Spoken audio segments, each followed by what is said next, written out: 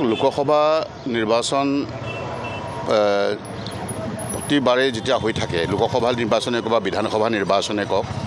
এই ক্ষেত্ৰত এটা ভাৰতৰ সকলোতকৈ পুৰণি ৰাষ্ট্ৰীয় দল হিচাপে আমাৰ যিখিনি কৰিব লগা থাকে আমাৰ দলৰ নীতি নিয়ম অনুসৰি আমি সেইমতে আগতেও কৰা হৈছে এবাৰো কৰা হৈছে আমাৰ যিসকল প্ৰাৰ্থী আবেদনকাৰী আছে সেই আবেদনকাৰীৰ ভিতৰত আমাৰ অল ইণ্ডিয়া কংগ্ৰেছ কমিটিয়ে গঠন কৰি দিয়া স্ক্ৰিনিং কমিটি যিখন তাৰ সভাপতিসহ দুজন মেম্বাৰ আমাৰ গুৱাহাটীলৈ আহিছিলে আৰু তাতে আমাৰ অসমৰ নেতৃত্বই বহি পেলাই এটা শ্বৰ্ট লিষ্টেড কৰি লৈ গৈছিলে আৰু তাৰ আধাৰতে দিল্লীত এখন আকৌ নতুন স্ক্ৰিনিং কমিটি বৈঠক হ'ল তালৈ অসমৰ পৰা প্ৰায় 7জন আমাৰ জ্যেষ্ঠ নেতাক নিমন্ত্ৰণ কৰিছিলে তাৰ ভিতৰত মোকো নিমন্ত্ৰণ কৰিছিলে আৰু আমাৰ 3জন সংসদো তাত আছিলে দিল্লীত দীঘলীয়া আলোচনা হৈছে শ্বৰ্ট লিষ্টেড হৈ গৈছে হয়তো ক'ৰবাত দুই এটা ইফাল মানে ঠিক ঠাক কৰিব পৰা নাই এই শ্বৰ্ট লিষ্টেড হোৱাৰ পিছত অল ইণ্ডিয়া কংগ্ৰেছ কমিটিয়ে এটা খুব কম সময়ৰ ভিতৰত এই 14টা সিটতে আমাৰ যিকেইটা সিটত আমাৰ গোটেই সিটকেইটাতে আমাৰ প্ৰাৰ্থীৰ বিপৰীতে আমাৰ জনমানসত তেওঁলোকৰ ছবি কেনেকুৱা এই বিষয়লৈ এটা ছাৰ্ভে কৰিব আৰু খুব কম সময়তে ছাৰ্ভে কৰি পেলাই দেখিব যে শ্বৰ্ট লিষ্টেড কৰা নামখিনি ঠিকেই আছে তেতিয়াহ'লে অল ইণ্ডিয়া কংগ্ৰেছ কমিটিয়ে খুব সোনকালে আমাৰ বিধিগতভাৱে আমাৰ অসম প্ৰদেশ কংগ্ৰেছৰ নেতৃত্বৰ লগত কথা পাতি আৰু অল ইণ্ডিয়া কংগ্ৰেছৰ যিজন আমাৰ সাধাৰণ সম্পাদক আছে অসমৰ প্ৰভাৰী জিতেন্দ্ৰ সিং ডাঙৰীয়াৰ লগত আলোচনা কৰি প্ৰাৰ্থী তালিকা ঘোষণা কৰিব নাই মূল কথাটো আছে যে আমি এটা কথা স্পষ্ট যে আমি নগাঁও সমষ্টিত আমি নিজে খেলিম ঠিক তেনেকৈ আমি ধৰক কৰিমগঞ্জ সমষ্টি আমি নিজে খেলিম ধুবুৰী সমষ্টি আমি নিজে খেলিম এনেকুৱা আমাৰ সমষ্টি আছে আমি যোৰহাট সমষ্টি আমি নিজে খেলিম কাজিৰঙা সমষ্টি আমি নিজে খেলিম গতিকে এইবিলাক সমষ্টি কংগ্ৰেছে নিজাববীয়াকৈ খেলিব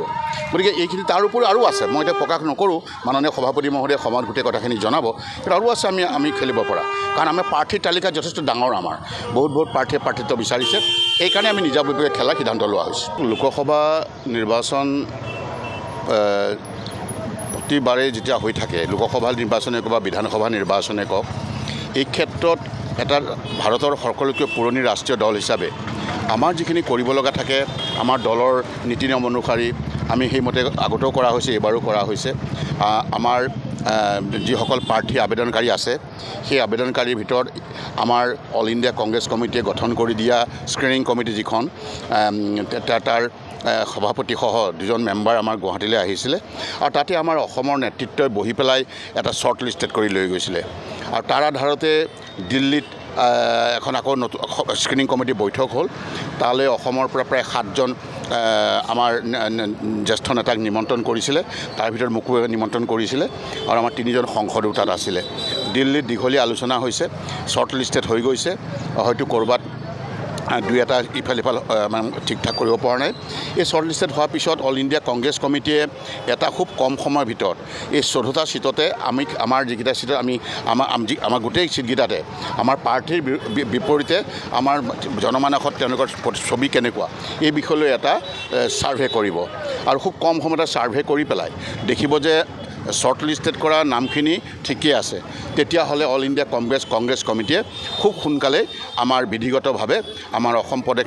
কংগ্ৰেছৰ নেতৃত্বৰ লগত কথা পাতি আৰু অল ইণ্ডিয়া কংগ্ৰেছৰ যিজন আমাৰ সাধাৰণ সম্পাদক আছে অসমৰ প্ৰভাৰী জিতেন্দ্ৰ সিং ডাঙৰীয়াৰ লগত আলোচনা কৰি প্ৰাৰ্থী তালিকা ঘোষণা কৰিব নাই মূল কথাটো আছে যে আমি এটা কথা স্পষ্ট যে আমি নগাঁও সমষ্টিত আমি নিজে খেলিম ঠিক তেনেকৈ আমি ধৰক কৰিমগঞ্জ সমষ্টি আমি নিজে খেলিম ধুবুৰী সমষ্টি আমি নিজে খেলিম এনেকুৱা আমাৰ সমষ্টি আছে আমি যোৰহাট সমষ্টি আমি নিজে খেলিম কাজিৰঙা সমষ্টি আমি নিজে খেলিম গতিকে এইবিলাক সমষ্টি কংগ্ৰেছে নিজাববীয়াকৈ খেলিব গতিকে এইখিনি তাৰ উপৰিও আৰু আছে মই এতিয়া প্ৰকাশ নকৰোঁ মাননীয় সভাপতি মহোদয়ে সময়ত গোটেই কথাখিনি জনাব কিন্তু আৰু আছে আমি খেলিব পৰা কাৰণ আমাৰ প্ৰাৰ্থীৰ তালিকা যথেষ্ট ডাঙৰ আমাৰ বহুত প্ৰাৰ্থীয়ে প্ৰাৰ্থিত্ব বিচাৰিছে সেইকাৰণে আমি নিজাববীয়াকৈ খেলাৰ সিদ্ধান্ত লোৱা হৈছে